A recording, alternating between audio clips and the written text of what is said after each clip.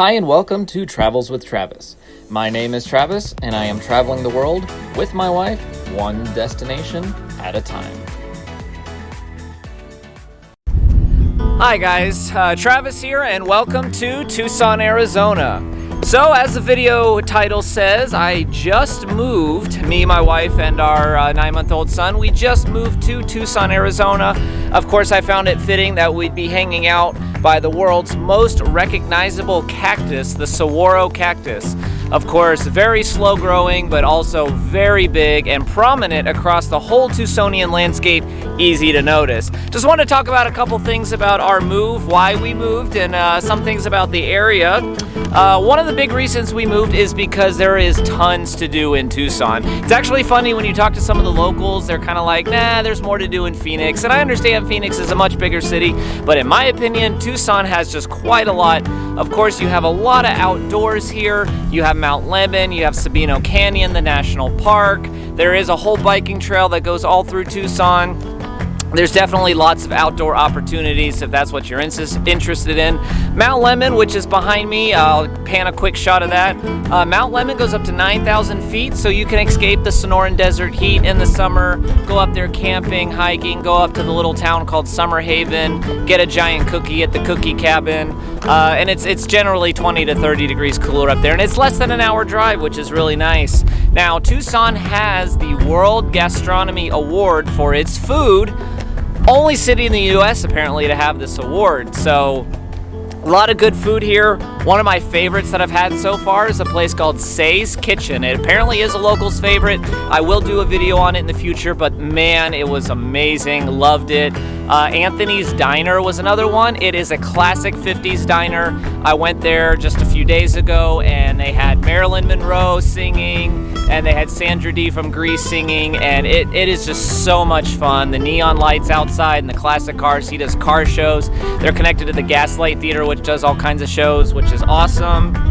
Of course, there is, I believe, a cave here, somewhere near the Vail area, which is just southeast of Tucson. Apparently, there's a cave. There's also I'm going to butcher this, but it's the Mission down there, the Xavier Del Bac, I believe, which I have to check out. And of course, downtown Tucson, you have 4th Street and a lot of other areas to check out, but very outdoorsy, which I really like. There's also a place called Amy's Donuts, which apparently is really great to the locals. Definitely want to check that out as well. Now, when it comes to Tucson, the great thing is the weather. So before I moved here, of course, everyone's like, man, it's so hot there. What are you doing? Well, it's probably about 97 right now, and it honestly doesn't bother me that much. Now, as the summer drags on, I'll start to get kind of tired of it, but the dryness does really help. I prefer dry weather over humidity, so if you're coming from a state somewhere east where you got a lot of thick humidity in the summer, you are not going to have any of that here. Now, of course, I will say that we do stay a little cooler than Phoenix on average because of our elevation. It is about 2,500 foot elevation, give or take. It might be closer to 23, but Phoenix definitely is much hotter because their elevation is around 400 feet, I believe, in areas, but because of that, the temperature is going to be a little higher. It doesn't bother me personally.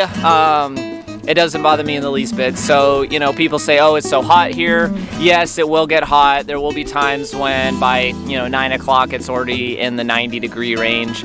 But the great thing is during the winter, this is where Tucson shines. People flood from all over the United States to come to Tucson, all over the world, to come see the saguaro cactus when it's the pleasant temperatures. And for living here, you're going to have a much lower electric bill, which is great because honestly, when it's 60 degrees and sunny every day, I'm just going to open the windows, turn the air conditioning off, save a lot on my power bill.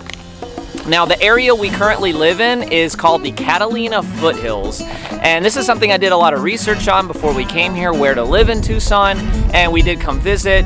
But basically what I've seen so far is the Catalina Foothills is one of the top areas. It is safe, it is clean, and it is gorgeous. There's some other areas that are really great to live in, Marana, Oro Valley, Tonka Verde. From my experience so far, I would stay, if you're coming to Tucson, in the foothills, which is anything north of East River Road, Oro Valley, Marana, even Vail or Sahuarita, I would definitely say, Tonka Verde, the east of Tucson. Just like every city in America, there's always the not so nice side. And honestly, right now, over where I work, more west Tucson is, it's okay during the day. At night, I would probably avoid it. South Tucson, which is actually its own city, is not great at all. And I hope I don't offend anybody if you happen to live there, but they could probably say, as I've heard from some of the locals, is these areas are not the best. It is just a real odd night and day difference. You go north of East River Road and you're almost in like a completely different Tucson. But up here in the Catalina foothills, it's gorgeous, it's clean, a lot of great businesses. You know, you don't see a lot of the things you do in sketchy areas. That's just the reality of the world we live in, so just to let you know. Of course, the cost of living here is something that is very interesting. So when I was looking for a new place to live, we were of course living in Roswell. We paid, okay, it was a 2-bedroom, we paid $1,344. Here we have an apartment, it's a 1-bedroom, but it's only $800, and it's in the really nice area of town, which to me, I'm like, oh, now of course historically wages in Tucson are a little lower, but if you're working, you know, a really good job, Tucson's kind of picking up. Raytheon's here, you have the Air Force Base, a lot of service industry, of course, which is everywhere, but you also have Caterpillar came in, and another company, which I forget, came in. They're actually taking a mall area and completely redoing it. They're apparently putting very expensive apartment housing downtown, so there's some good things happening here. The electricity rates are lower.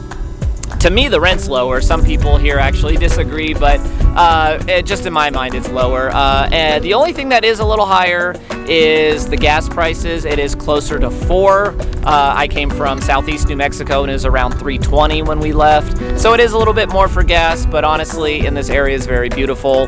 I don't mind just the beautiful views everywhere. It's all right. It's a little price to pay. Groceries, honestly, they look about the same. Went to the grocery store. Most everything kind of seemed about the same price there. So the other great thing about Tucson is I finally have a large airport. Like I said, living in Roswell, we had the small airport. The only airline that flew out of Roswell was American Airlines, and only going to Phoenix and Dallas, and the short regional flights, they're so expensive. I mean, you could easily spend $400, $500 just round trip, and you're like, but it's like an hour flight. But it's the smaller aircraft, so you know, they can't make as much money off that flight, so I think that's why the flights are more expensive. But here, of course, you have Tucson International Airport. Now, you're only an hour from Phoenix, and sometimes it may be cheaper to fly out of Phoenix depending on your destination. But actually, I looked for like my family to come visit out of Dallas. There's no direct flights to Tucson, but it does connect. So you do have to connect, which is kind of a pain. It might be easier just to go from Dallas to Phoenix and then drive down here. It's only an hour. But if you want to come directly into Tucson, it is on the south side of the city. You have Southwest Airlines, Delta, United, I think Alaskan maybe, or a regional of Alaskan, but honestly, very easy to get to Tucson. And of course, for me, if I want to travel somewhere, I can go wherever I want and have a major airport, fly Southwest or something cheaper or better. A little breezy out today, which is nice, helps with that desert heat. But the apartment we're in is really nice. I'm glad we chose this one. It was kind of between two, but this one has really nice grounds. It has just a really just green grassy area on the inner courtyard. Of course, the views everywhere, really beautiful. The pool area is just really nice. And one thing that we have here is a water refill station, which I just absolutely like, to be able to just walk outside, go fill the jug up for 25 cents, I'm done. So I used to have to drive to do that, which was kind of a pain. And the wildlife around here, I mean, we're in the Sonoran Desert, we're in their territory, not the other way around. So on other trips to Tucson, I've been here, I have seen coyotes just waltzing around everywhere. Of course, you have coyotes, javelina, owls, quail, a lot of desert wildlife. There's lizards running around everywhere. Of course, you want to watch out for the rattlesnakes, so of course keep that in mind. But I'm going to show a little clip of, there's some owls that live right here on property, and I got a picture of some of them just literally right off my front porch. I'm standing on the front porch taking a picture of the owl, and there's some babies. I haven't seen them yet, but definitely want to find those. But just before I started filming this, the owl was sitting right off the front porch there, blinking his little eyes, and so I got a little video of that. So I'm like, it's just so cool to live here and have like wildlife just like right outside my door, especially owls, because I really like owls. They're really cool creatures. But you know, the other day I was out here taking some pictures and I heard some crunching and a grunt, and something walked this trail I'm on while I was standing like right over there. No idea what it was. My guess was a javelina because I heard kind of like a piggish grunt. and the footsteps sounded heavier, and I was just over there taking some pictures because the moon was cutting across real cool, and I was just like, what in the world? But probably was javelina. So definitely wild out here. So I do want to wrap it up. I didn't want to make the video too long. Definitely a gorgeous area to live in. Tucson is really cool. A lot of cool stuff to see, a lot of cool stuff to do. Arizona in general just has a ton of stuff to do for outdoors people. So I will go ahead and wrap this up here. If, you know, Arizona is a popular state still. A lot of people moving in. You know, if you have any questions about moving to Arizona or moving to Tucson, throw them in the comments below. We'll definitely talk. If you live in Tucson, how do you like living here? I've enjoyed it so far. Can't wait to go check out some things. We're gonna go take a little walk at Sabino Canyon tonight, which is literally 8 minutes down the road, which is just so nice to have. I'm a photographer, so I love to take photos, and there's just photo opportunities everywhere. If you want to check out my photos, it's Travis Fox Photography on Instagram.